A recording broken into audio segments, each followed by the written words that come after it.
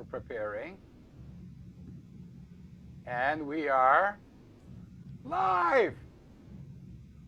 Hello to Susan Johnston Taylor. Hi, Mel. Thanks for having me. It's my great honor and privilege. And before I forget, Susan, because sometimes I forget, and you are a musician and singer, I have a jingle. Let's hear it.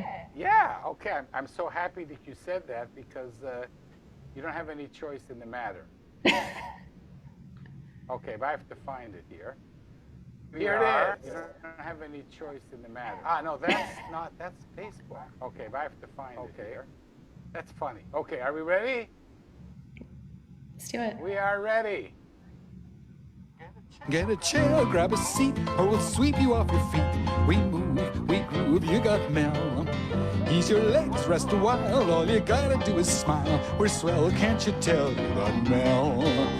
When the show begins, you better hold on real tight, or before you know it, you'll be high as a kite. Take a break, settle down, we're the only show in town. SRO, don't you know, you got Mel. Give it up, don't think twice, we're a hurricane on ice. What the hell, give a yell, ring your bell, show and tell. Mademoiselle, give a smell, you got Mel. You've got Mel. Get a chair. Once is more than enough. Nice. And Mel has the incredible Susan Johnston Taylor.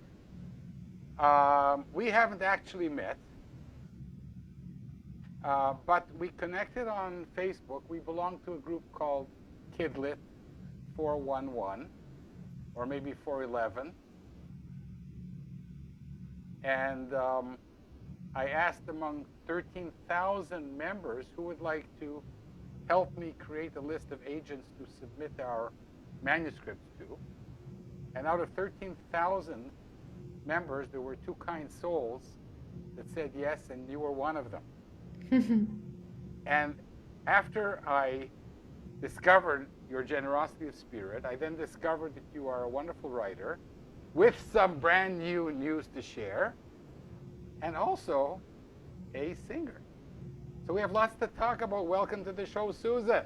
Thanks, Mel. Let's start with your book announcement. Yes. So I have a STEM poetry collection coming out in 2023. It'll be my picture book debut, and it's being published by a brand new publisher named Gnome Road Publishing. They have an imprint called Little Gnome, and it's being illustrated by a wonderful illustrator named Annie Bax. So it's lots of poems about different animals in different colors, and it introduces kids to animals and concepts like camouflage and counter shading, and also introduce them to different poetic forms. Wow. So what age is it for? I would say it's probably like 2nd to 5th grade, but my editor and I are still finalizing that. Okay, so we had this discussion already. You told me that picture books now can go beyond 5, 6, 7 years, and I didn't know that.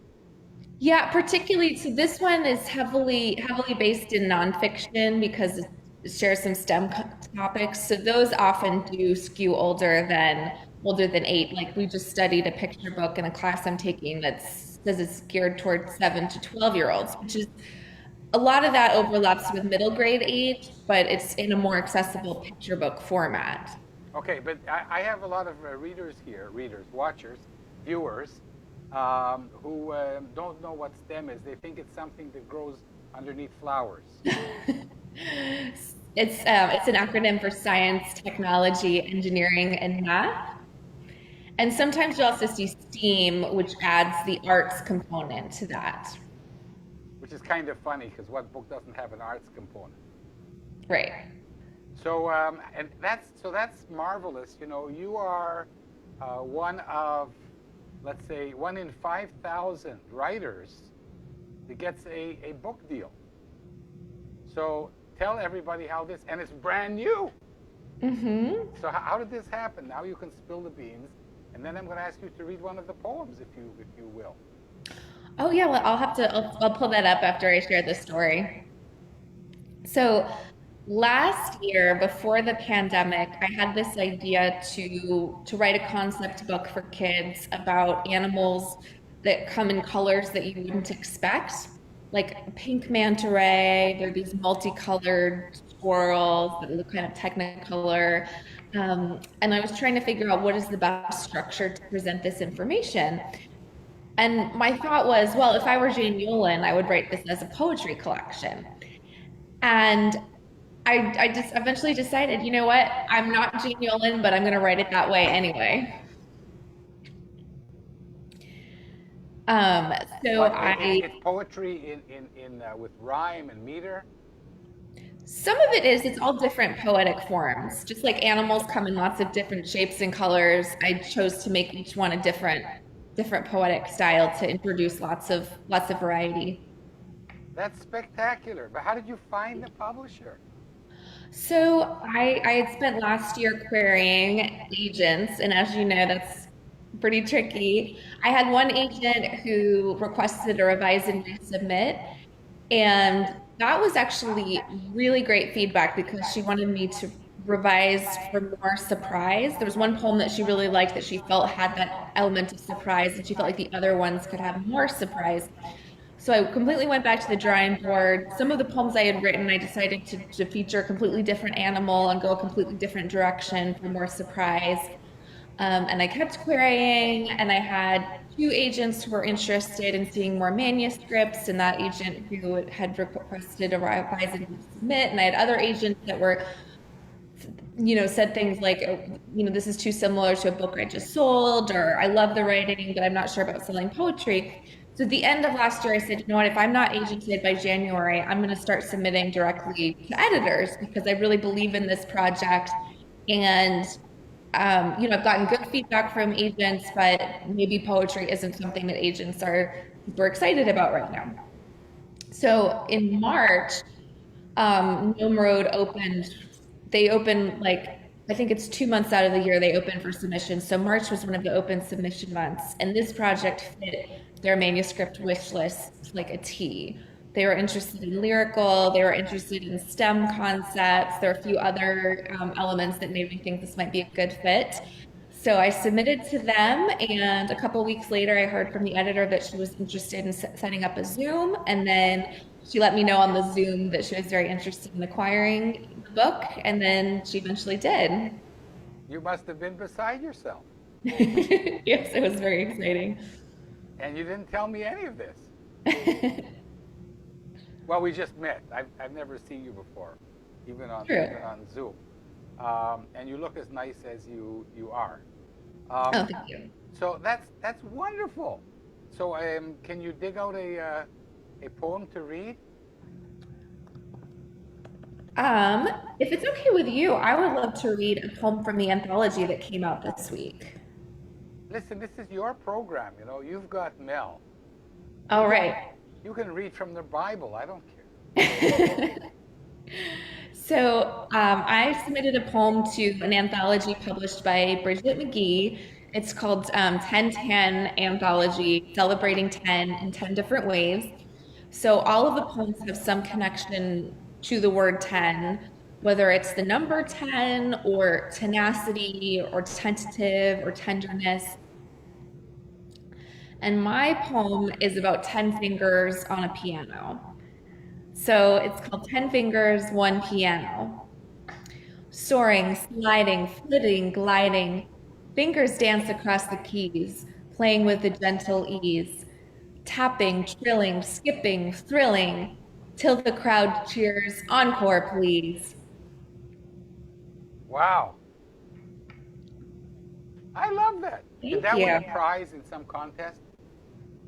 I wrote it specifically for that anthology, so I haven't entered it in any contests, but I'm pretty proud of it, and I'm happy with how well it fits the theme of 10. That's great. I would probably write something about tentacles. Let me know if they do it next year. I'll write a poem about tentacles. Yeah, that's a good one. Yeah, because there's only 8 of them, right? So I have a topic right there if it's an octopus. I suppose there are octopuses that have 6 tentacles. There probably are. And maybe, yeah, I mean, who knows? So this is all remarkable. Susan, let's go back to the beginning. Tell us about your life, your early childhood, why you became a writer for children and adults. Well, I think I've always been interested in reading and writing. I used to write poems as a kid. I wrote short stories. But as I got older, I wasn't sure what job that would be. I mean, I knew that some people become novelists, but I didn't know any novelists, so that just seemed so fantastical and out of the realm of possibilities. So I grew up and went to communications school and ended up becoming a freelance writer. So I write for magazines and websites, primarily for adults. And then I was starting to burn out, and so I decided to try something different. I decided to try writing a picture book about my dog, Sebastian. And that manuscript was not very good. It's very derivative of a lot of picture books that are already out there, very predictable. But it got me interested in studying picture books and breaking into children's literature. So I am thankful for some of those early projects that are never going to see the light of day, but that got me excited. I will publish them. I will publish them. I'm not sure the world needs this story, but it served its purpose because it got me interested in writing for children. Let me be the judge of that. Okay, and then what happened? And as I was pursuing, an agent and traditional publishing, I also discovered the world of work for hire publishing, which I also really like. And I've written, 12 titles. Only one of them is out right now, but I've written 12 titles for work for hire publishers, and I have one more under contract that's due later this month. So that's also been a really cool creative challenge for me as well. I happen to have written all historical fiction for those publishers, and I really enjoy that work. And for what age group is that? So the first two books one was a levels reader for fourth graders. It's technically it's a 4.9, so that's the ninth on the Atos leveler. So that's the ninth month of fourth grade. And the other one is for third graders. I think it's the fifth month of third grade. And then the 10 or 11 other books for a different publisher are high-low books. So it's high interest level, but low reading level. So the reading level is all third and fourth grade, but the interest level is for teenagers. For instance, if you're a reluctant reader, if you're an English language learner, maybe someone with a learning disability like dyslexia. So the language is very accessible, but it's written with teen protagonists, and there's a lot of action, and hopefully it doesn't feel like an early reader see spot run kind of book. Wow. So Susan, I don't get it. You spend the whole day writing? Pretty much. I'm a full-time writer, not just in Kidlit, but I write for other clients. Can you make a living writing all day? Yep. That's fantastic. So people out there, you can make a living writing all day. You just need to have customers. Yeah, I mean, not all of the projects I do, most people would consider to be dream projects. Like I write for trade publications and websites, and when I was starting out, I did some SEO type content. But if you're willing to do the research and write more technical things, there definitely are opportunities out there. Okay, terrific. I have a theory about writing for kids, and that is that we end up writing for the age group that we're stuck at. So I write for 5-year-olds because I'm stuck there. It sounds to me like you write for 8-year-olds. Probably, yeah, thereabouts. Bethany Hegedus at the Writing Barn says the same thing. Who says that? Bethany Hegedus at the Writing Barn. It's a wonderful writing community in Austin. Yes, I've heard of it. So I'm in good company, you think? Yeah, definitely. So how come you're stuck at the age of 8? I don't know. That's a good question. I think 8 is a good age to be at because there's a little more maturity than kindergarten, early elementary, but there's still a feeling of possibilities, and 8-year-olds aren't jaded yet for the most part. So I think that's a good age to be. But what about you when you were 8? That's an excellent question. I'd have to go back and look at my childhood journals. I have a whole shelf of them. I was a prolific journal writer. So you kind of hid away in writing diaries? I also wrote, poetry and short stories and all kinds of stuff. And you also moved from Boston to Austin. A couple other moves in there too. Yeah, but the other ones don't rhyme as well. True. And you have other talents that I found out about by accident, or serendipity, as you like to say.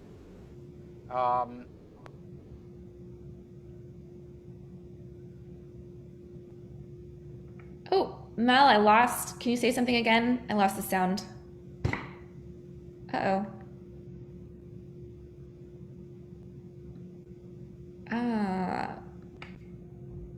I'm not hearing you, Mel.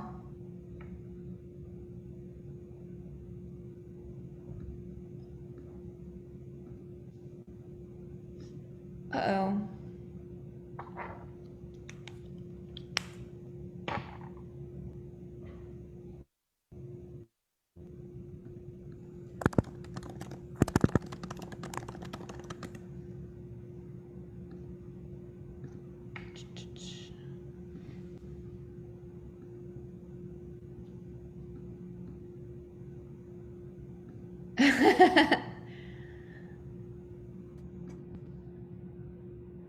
Okay, now it says you're muted. Try unmuting and we'll see if we can get the sound back. No, uh-oh. Do you hear me?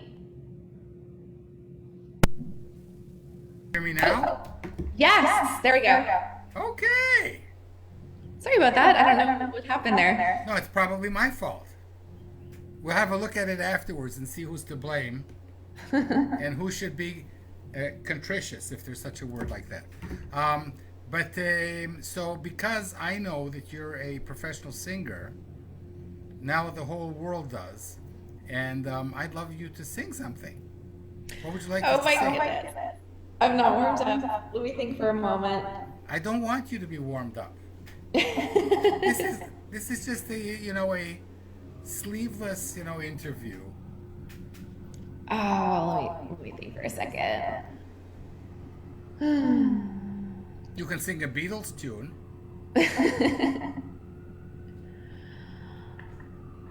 Oh, one second. I should have prepared better for this.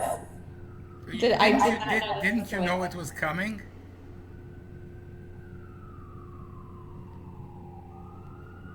Let's see. I'm just scrolling through, getting some ideas.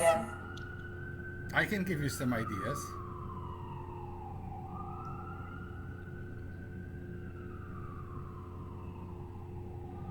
Susan, we just want to hear you sing, dear. Okay. The first thing that comes to mind is On My Own from Les Miserables, so I'll do a little bit of that.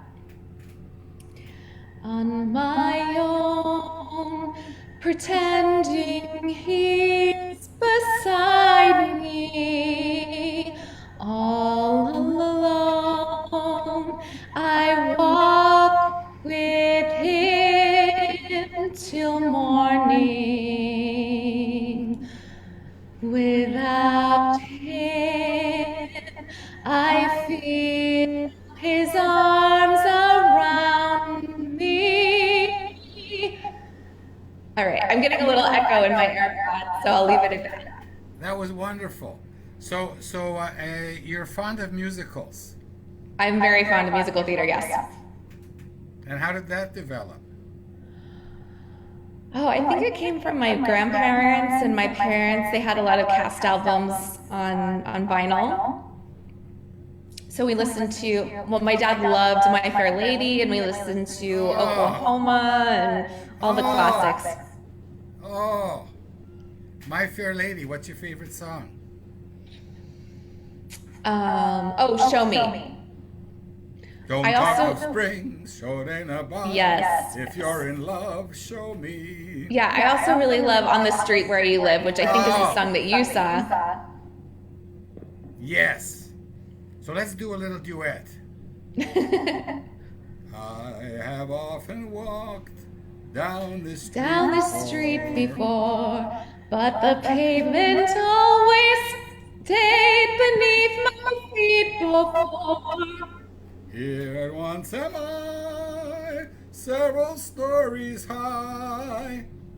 Knowing I'm on the street where you live. Are there lilac trees in this part of town? Can you see a lark in any other part of town? Does enchantment pour out of any door? No, it's just on the street where you live. See how much fun that is? If we had planned it, then we'd have to pick a key, and then I would argue because I would want it in do and you would want it in la. And we just did it, and it was equally uncomfortable for both of us. And isn't that wonderful? So, My Fair Lady and Oklahoma, I grew up on these things. What else? Fiddler on the Roof, Brigadoon. I love those two. Fiddler on the Roof. You're not Jewish, are you? No, actually, my brother is, though. He converted. Okay, we have to hear more about this then. Well, that's his story to tell, not mine. Well, where is he? You're at his house now. Yeah, he's at a workout class right now. He's what? He's at a workout class. What? So is he an Orthodox rabbi or something? Oh no, he's doing like metabolic. It's a cardio class. No, I'm saying, but he was not Jewish and he became Jewish? Yes. I'll have to have him on the show. What does he do? What does he do? He works in advertising. That must be quite a story. There's a lot of Jews who decide not to be Jewish. Well, he went the other way. That's very interesting, Susan. So, what haven't we talked about? We sang together. We talked about writing together. What else do you do that I don't know about? Oh, I don't know. I have 2 rescue dogs. Oh. And when you say a rescue dog, I never understand what that is. Are they dogs that rescue people or dogs that you rescued? Well, it's really the other way around. That they rescue their humans. But these are dogs that didn't come from a breeder. They came through a shelter. So, but what does that mean? What's a rescue dog? If you Well, didn't my- rescue them. If they came from a shelter, then you rescued them. Yes, but they have a wonderful impact on their humans. No, but isn't every dog a rescue dog? In that sense, yes, I guess so. But you meant it in another sense, because I've heard it before. I have a Yeah. rescue dog. Yeah. So my older dog Sebastian came through an organization called Foreclosed Upon Pets. And so he was found in an apartment that had been the tenant had been evicted, and I guess it was a puppy farm. So there were all these chihuahuas running around the apartment with no one feeding them and no one taking care of them. So we were living in Canada at the time, and he was sent up to Canada to be adopted because there's a shortage of small adoptable dogs up in British Columbia. So you adopted a dog in British Columbia. Mm-hmm. What were you doing in British Columbia? We were up there for my husband's job for 2.5 years. Oh, where in Vancouver?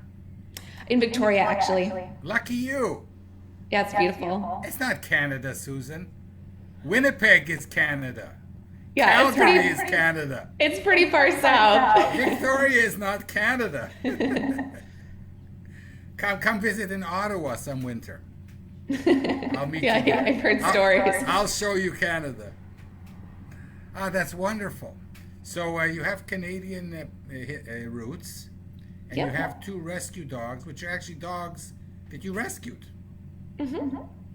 I thought that rescue dogs were like these Labradors, or dogs that you send out to the avalanches to rescue, lost skiers and stuff.